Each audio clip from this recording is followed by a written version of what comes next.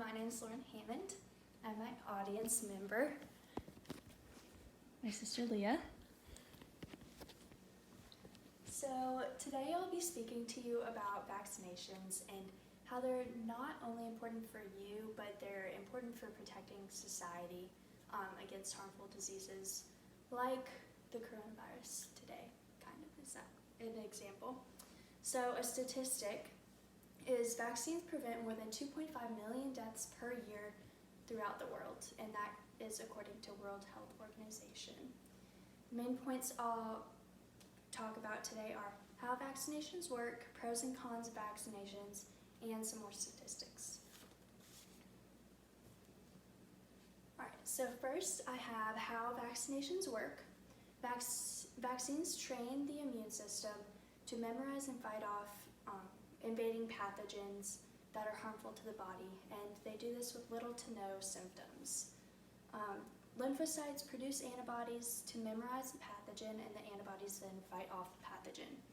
So the two lymphocytes that work through this are T lymphocytes and B lymphocytes. The T lymphocytes are almost identical copies of the virus, so the body becomes immune to them and it recognizes what the virus looks like in the body. And the B lymphocytes produce the antibodies to attack the invading virus if it happens to invade again. So it memorizes what the virus looks like and remembers how to attack if it ever is invading again. So, pros, there are a lot of pros to vaccinations. These all come from healthline.com. So vaccinations teach the body to recognize and fight harmful viruses. They are also all FDA approved, so the FDA can approve or deny a vaccination that researchers present in front of them. So you know that all of the vaccinations that you are getting are not like fake or phony.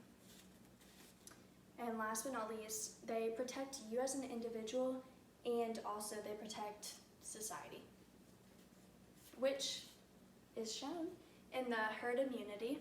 So herd immunity is majority of people in a community have been vaccinated against a disease, which are all the blue dots right there. And then an unvaccinated person is less likely to get sick because others aren't getting sick. So these yellow dots right there are not vaccinated, but they're healthy because all these people are vaccinated and healthy, other than the not vaccinated. But it could be the other way around, kind of like the coronavirus right now. So this is what happens if nobody's vaccinated, so the blue is not vaccinated at all, and the red are the sick and not vaccinated. And that goes to all of everybody's sick, and which is what the coronavirus is right now. And we need a vaccination to help with the herd immunity so that it stops spreading so rapidly. Another example besides the coronavirus is the College of Charleston mumps outbreak that just happened last fall semester. So the president of College of Charleston sent out an email to all of the students announcing that the outbreak started September 23rd, 2019. And the total confirmed cases throughout all of the Charleston staff, faculty, and students was 43 confirmed cases. He recommended being vaccinated as something to prevent the spread of the mumps, because people who weren't vaccinated for the mumps were the confirmed cases, and it harmed all the other people also. So that's why you should get vaccinated. But there are some cons. These are also from healthline.com. So the cons, vaccines are made up of many different components and ingredients, and which may affect some people differently, causing allergic reactions, which is what is shown here, is having allergic reactions to different vaccinations.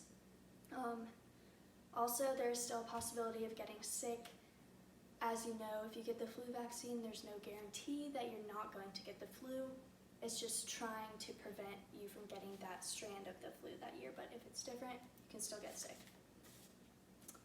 if you have a weak immune system, you may not be allowed to receive vaccines because your immune system won't be able to handle all of the invading pathogens beforehand, before the actual illness. And lastly, there's a long timeline in creating commercial vaccines. So this Healthline stated that typically it takes 10 to 15 years to develop a commercial vaccine, which is not good at all, because obviously for coronavirus we want a vaccine as soon as possible to get rid of the spread. And then we have some more statistics. So these are also from World Health Organization.